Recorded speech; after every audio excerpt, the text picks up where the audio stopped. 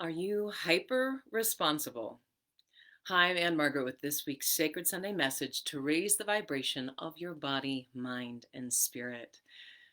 So, victim mentality versus hyper responsibility are two ends of a very broad spectrum, and each are equally disempowering and self destructive. So if you are a teacher, you work in the healing arts, you're sensitive, maybe you had more narcissistic parents, or you had a sense of everything was your fault growing up, this is a very good talk to listen to. So thanks for joining me today. We're going to learn how to loosen the grip of this ceaseless self-reflection. It's very important that we are self-reflective, and I talk a lot about victim mentality of not being reflective and pointing the finger.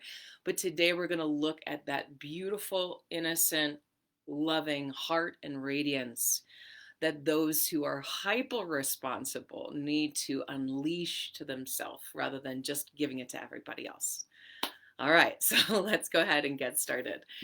Uh, when I was thinking about doing this talk today, I thought immediately of the Serenity Prayer. And this is something that everybody in recovery, no matter what you're recovering from, they use this in anonymous spirituality.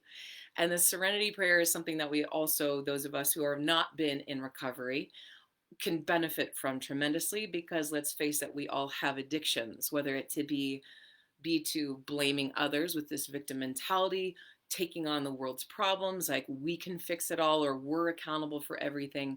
We have our addictions, and at the root of addiction is a dysfunctional relationship to either taking responsibility and being intimate with whatever is there or rejecting it.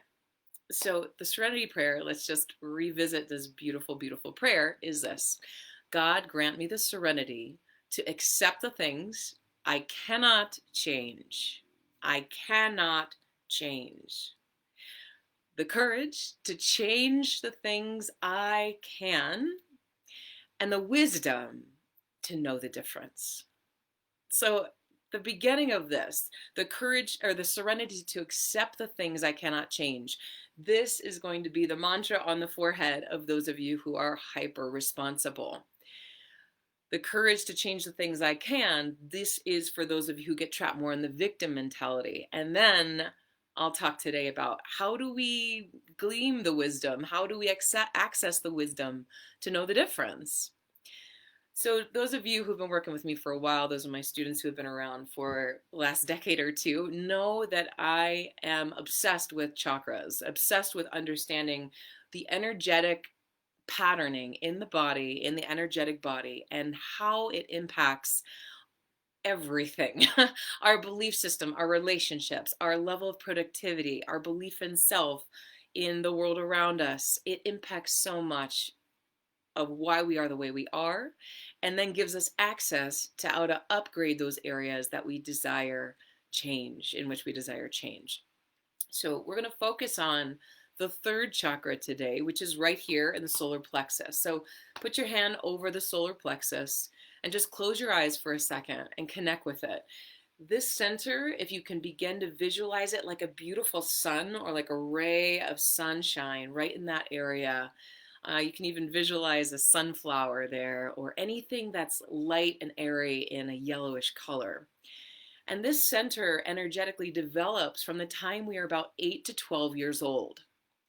This time of our life is very crucial. So if you want to know, like, what do you usually tend towards? You tend towards one side of the spectrum or the other, you'll know here. So between the ages of 8 to 12 years old, you either had a sense of over responsibility, of being very hounded continuously for taking ownership. It's your fault, it's your fault, it's your fault. Or you had just the opposite, which was more of a coddling, like, oh, blaming others, oh, it's those bad people, or, it's like that familial way of pointing the finger away from the family unit or away from their precious child. And either way, I mean, it's done out of love and well intention, usually by the parent, but as the child, to know whether or not you were taught a hyper responsibility or a lack thereof is very critical, because you had a response to it. So if you had more of like, oh, life's happening to you, oh, victim, poor you, by your authority figures in life, then you were more likely to adopt that victim consciousness. If you were, this is, you can do this is your responsibility, or even going to the end of the spectrum of the narcissistic, this is your issue and not mine, from authority, then you probably ventured into the end of the spectrum where you are taking more responsibility for something that you cannot control, that's out of your control. And it's a delusional idea or sense of control. And we'll go into a little bit more about that. But that third chakra from 8 to 12 defines our relationship to accountability, defines our relationship to taking responsibility, integrity, and how much we are really consciously creating in our lives. So, this spectrum of accountability, let's look first at one side of the spectrum, the victim archetype. We're going to look at two archetypes. One is the victim, and the other is the God archetype. Two very ends of a broad spectrum. So, victim archetype, it creates a consciousness of powerlessness. You can be seen as blame or projecting. This is somebody who is this is not just somebody who is in this all the time, although that might be the case, but we all have the victim within us. So the victim archetype comes up when we are blaming others, when we are projecting our judgments onto them. And we all have this in our lives. Just think of one example in your life where you have had a victim consciousness and you were projecting onto somebody else. We're in a very polarized environment politically right now as the election comes up. How many times are we pointing the finger at somebody else who is wrong or doing something and blaming or projecting? We're in a victim consciousness in that. So the symptom here is that we are avoiding responsibility. We are avoiding the power that we do have to make a difference in this world. We're avoiding ownership of our own frequency, whatever frequency or belief system that we are holding as a human, as our own personal belief system, how that's impacting the world and how that's impacting us very immediately.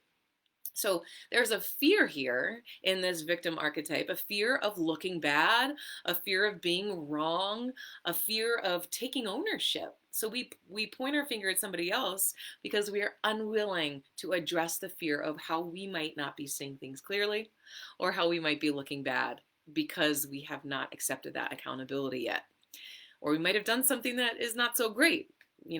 Being in judgment, being in projection, it takes a certain level of ownership of that accountability. So with this, the trap here is really an underdeveloped third chakra. It's an underdeveloped energy of accountability. And the truth here is that it's not about them. So if you had a mantra that you could repeat again, I will be the change I wish to see in the world. I will be the change, rather than expecting others to change. This gives us immense power and immense momentum to really be the cause in creating shifts and change in our lives. So the remedy here is asking the question, how am I responsible here? If you're looking at the way of the world, you're looking at the political environment, you're looking at your family, you're looking at somebody who has wronged you, how am I responsible here? And the energetic adjustment to make is in the more masculine area. It's more of that father figure of saying, okay, it's time to step up and take responsibility, to believe in yourself, to know that you can make the difference, and to have the courage to make a focused change, to bring more of a masculine energy, like, I can do this, I'm going to make this happen, I'm going to take accountability for this, rather than forfeit my power to everyone else, okay? So this, and it's confusing because we're controlled in this victim mentality. We're controlled by external circumstances and behavior of others. And we don't want to be controlled by that. We want to be able to choose peace, to choose our frequency, regardless of what's going on outside of us. What we're confused by in this victim mentality is, why don't others have the same complaints that we do? why don't they have the same complaints? Or anyone vying for our empowerment, like somebody who says, well, what can you do about it? What do you mean, what can I do about it? This is not my problem. This is somebody else's problem. So we are confused by why others don't share our complaints, and we are confused or reject anyone who is trying to get us to be more powerful and take ownership. So a practice here in this victim mentality is expanding the aura, expanding the energy, shining the sun energy out into the world and seeing it illuminate everyone, everything around us, knowing the impact that we have on others and how we can touch lives based on the energy that we're holding. Okay. And in our relationships, it's about looking to how we can own our part in the dynamic, how our listening of our partner or our family member is impacting the relationship itself. Are we thinking that they're just a big jerk and so they can't show up any other way? Look to what you can apologize for, how you can take ownership, and offer yourself that fatherly love of taking responsibility to regain power and a sense of control. So let's go into that God archetype now, okay? Because here's that hyper accountability. So it really creates a consciousness of delusional burden, delusional burden. So an example of this is just something happens and you feel like you're the one who's responsible, that even if other people are acting like complete jerks and children, you're like, how can I help everyone, or how can I remedy this? How can I make this better? Which is a very valiant question to ask, but then we continuously are pointing that sword inward rather than just allowing other people to have whatever they're having or their issues, how they're behaving in the world, letting them do that and not taking ownership, not adopting their karma. So a symptom of this is taking it all on. A fear that is in this is really the fear of not being in control. Or also a fear of being the bad person and judging somebody. Like judgment is not a bad thing, guys. We need our judgment. We need our discernment to look at something and say, something's off about the way that this is going down. Something's off about the way that this person is acting. And the trap here is really avoiding surrender, that you're not in control. That co-creation is about two people coming together. The truth that you can repeat to yourself is that it's not about you. It's not about me. It's not about me. And the remedy is to say, how are they responsible? How are they acting like a child? The energetic adjustment here is more on the feminine, this unconditional love and this self-endorsement. So loving yourself, protecting yourself.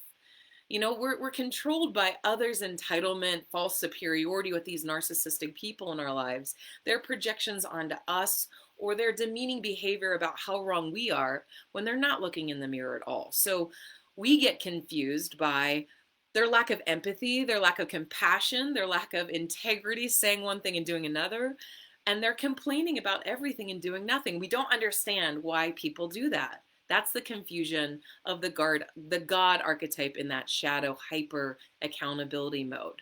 So the mantra here is that we really need to recognize that people's opinions, their words, and their actions have absolutely nothing to do with me and everything to do about them.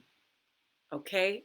The practice here is sealing the aura, is bringing the arms up, is bringing the energy back in, and letting that sun energy really illuminate you from within. Show yourself that love, show yourself that enlightenment, show yourself that space to be protected as well. And as we go into our relationships, we can define more clearly the pain in others. So when we feel attacked and we were like, oh, what did I do? That's the first question we'll go to. But instead we can go, okay, how is this person in pain? Why are they acting this way? See them as children. Offer motherly love from afar rather than adopt responsibility for their behavior. Because when we do that, we become a feeding ground for others' projections. And then they don't get to look at themselves. So it's a very loving thing to say, okay, I know this is not me. I'm just going to send them love and allow them to step into accountability for how they are behaving. Okay, this energetic dynamic of the masculine and feminine needs to be there so that you can draw out from them that masculine taking accountability, responsibility, rather than adopting it for them. So remember, guys, God grant me the serenity to accept the things I cannot change, the courage to change the things I can, and the wisdom to know the difference. If you need some extra help with one-on-one coaching, just reach out to me. I work on a sliding scale. We've got the Women's Circle coming up next week. And just until next time, keep raising the vibration and share this with somebody if they need it. All right, guys. Thank you so much for joining me today. See you next time.